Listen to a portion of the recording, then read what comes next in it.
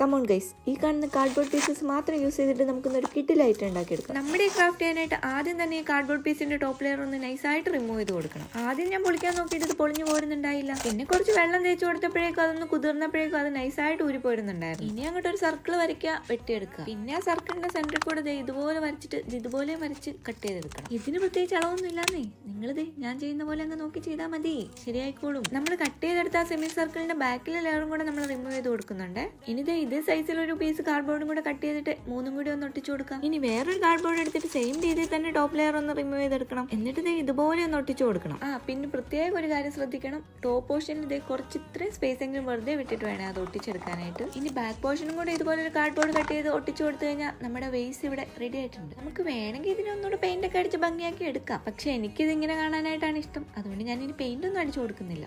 അപ്പൊ നിങ്ങൾക്ക് ഇഷ്ടപ്പെടുവാണെങ്കിൽ ലൈക്കും സബ്സ്ക്രൈബും മറക്കാണ്ട് ചെയ്യണേ.